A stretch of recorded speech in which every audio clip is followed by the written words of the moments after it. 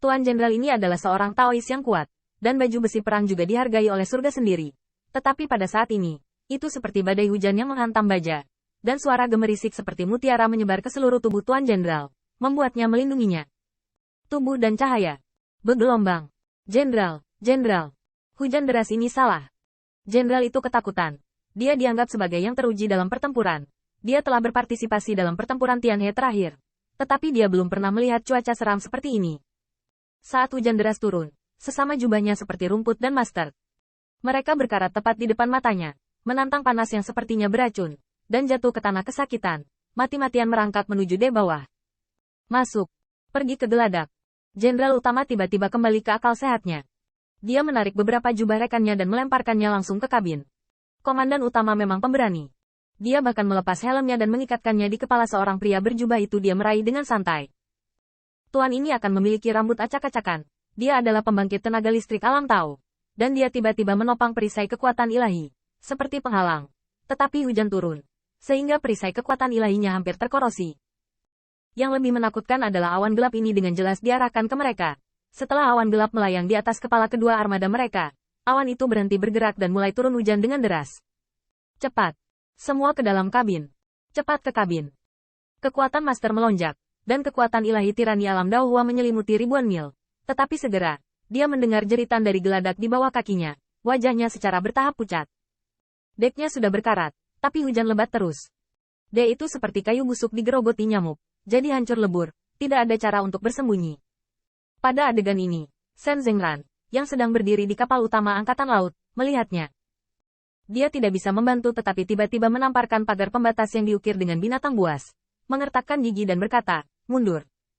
Beritahu kedua perintis. Mundur dari awan gelap. Kecepatan awan gelap. Jangan terlalu cepat. Namun, begitu suara itu jatuh, dia melihat sosok itu memegang kompas, dan berkata dengan cemas, Jenderal. Kamu tidak bisa mundur. Jangan bergerak. Untuk mati, kamu harus mempertahankan formasi bertahan. Kulit Shen Zengran sudah suram, dan perang antara kematian dan kematian benar. Tetapi biarkan dia melihat saudara-saudara di bawah komandonya, berdiri di bawah awan gelap seperti ini, disiram dengan hidup dan mati seperti minyak mendidih oleh hujan lebat. Dia tidak bisa melakukannya. Sosok itu ingin berhenti, tetapi Shen Zengran memiliki keputusan akhir pada Master Angkatan Laut Surgawi, dan bahkan letnan yang lulus perintah mengerutkan kening. Yang meninggal adalah saudara laki-laki Master Angkatan Laut mereka. Tentu saja, orang ini tidak merasa tertekan. Jika Anda memiliki kemampuan, Anda dapat berdiri di bawah hujan lebat dan mencobanya. Angkatan Laut Pengadilan Surgawi layak menjadi divisi elit, bahkan jika kapal perang telah terkorosi dan compang camping. Baru setelah menerima perintah militer itu mulai memobilisasi tentara dan mundur secara tertib. Menantikan perintah militer ini, sosok itu menghentak dengan cemas, seolah hatinya dingin karena hujan. Tidak bisa mundur.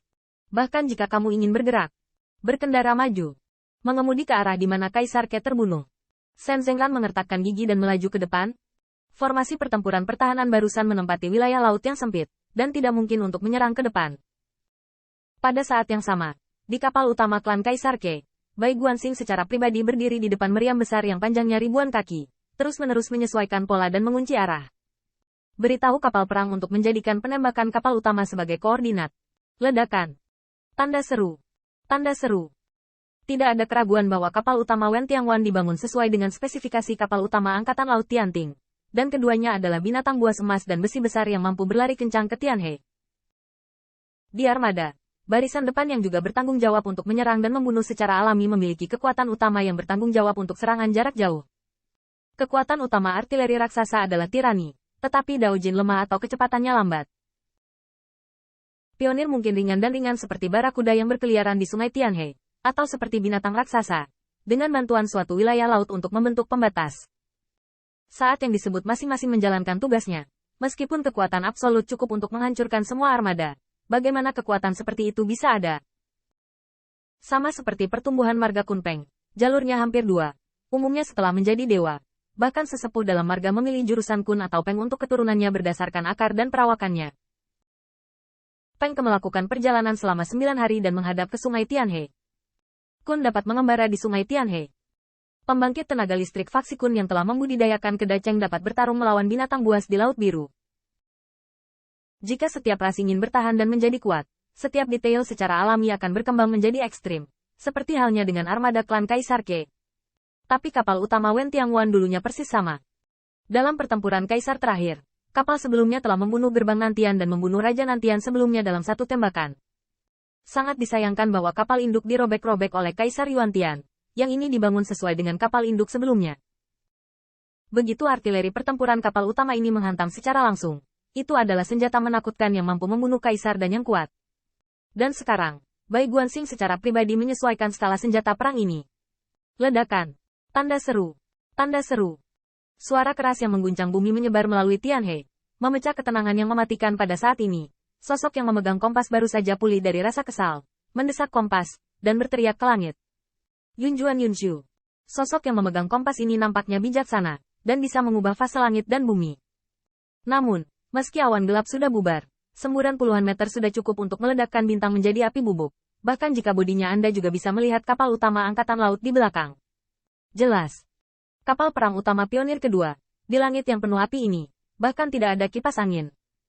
Bahkan di antara kecemerlangan dan ledakan dahsyat, angin kencang dan nyala api suci melesatkan 4 atau 5 kapal perang di sekitarnya. Dan ini sepertinya baru permulaan. Bum bum bum. Ada lebih dari 300 kapal perang di Wen Tianguan, di mana 100 di antaranya dimuat dengan senjata api yang dapat membombardir bidang bintang. Dalam sekejap, api membanjiri langit dan memicu gelombang besar. Dalam sekejap mata, kedua pionir itu lenyap. Saat itulah perintah militer Shen Zengran dikeluarkan dan formasi militer dimobilisasi. Momen sulit diurus dari awal hingga akhir, ditenggelamkan oleh armada klan Kaisar Ke dalam satu putaran salvo. Tanda seru. Ku bilang jangan bergerak. Sosok itu mengertakkan gigi, dan yang membuat hati Shen Zengran semakin bergetar adalah ada juga suara keras gelombang badai ke arah pelopor ketiga. Ledakan. Tanda seru.